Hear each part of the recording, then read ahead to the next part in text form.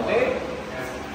Dito na po tayo ngayon sa ating ginagawang dialysis center. At ngayong araw na po ito, kasabay ng ating karawan ay magkakaroon ng blessing ng ating bagong dating na mga brand new dialysis machines. So palapakan po natin ang Dental Plus. Pastora, samahan niyo po kami kasama sila Sir Manix at bumuburan Network Plus, no? Asia's largest dialysis network. Wow! So ayan po, makikita niyo po ngayon yung bagong dating na mga dialysis machine po natin na brand new, no? Pasukin po natin ang ating dialysis center. Dito lang po yan sa Noveleta Medcare Hospital sa Barangay San Jose Ulo, Noveleta, Cavite. Wow! Talaga naka-plastic pa, oh. Nag-iisa natin mga kagandahan ng machines, no? So ayan, dito po tayo ngayon actual sa Noveleta Medcare Center kung saan po ay magkakaroon na tayo ng libreng dialysis sa ating mga kababayan. No? Ito po ang mga talagang malaki natin na bagong dating na dialysis machine. So ano po yung brand ito? Sir? Okay. This is from the US. From the US. Okay, so ito pong mga machines na ito ay galing pala ng US. So bago talaga siya, brand new, no? Hindi pa na naggamit at naka-plastic pa. So yan pala, Bron. Bron. Yan ang hindi ako nagkakamali, same po ito sa ginagamit daw sa Divine Grace Hospital, sabi ni Consi Emmy. Kasi yung wife niya palagi nandun eh.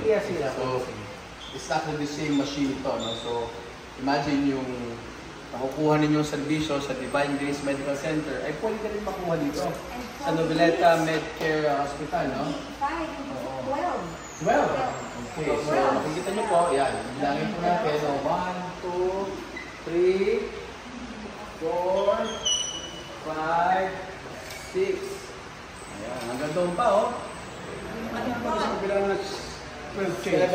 8, 9, 10, 11, 12. Yun, no? Napakadami pala. So, labing dalawang dialysis machine po at pwedeng labing dalawang pasyente sabay-sabay. Okay, so ano pong sasabi niyo, what's special about this machine po? Talagang reliable siya. This is a very reliable machine po. This is currently used in several institutions nationwide.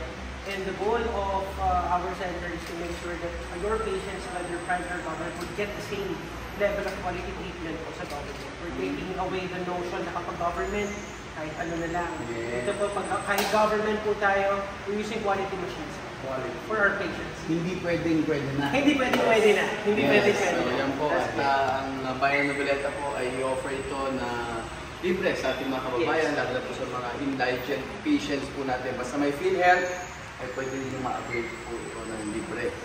So ayan, at nakita nyo po ngayon actual ngayon. Ang araw po na ito ay blessing din po ng mga machines na yan para ready natin magamit. So I think yung license na lang po inaantay. That's correct po. License to operate. Once makuha natin ang license to operate from Department of Health, anytime pwede natin simulan. Kasi ready naman na siya. Nakita niyo po yung area, napakaganda, maaliwalas.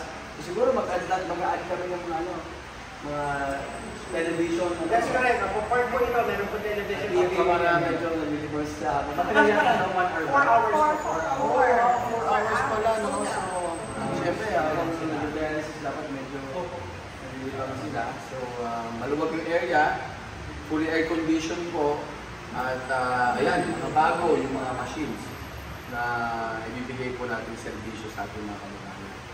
Okay, salamat. Thank you.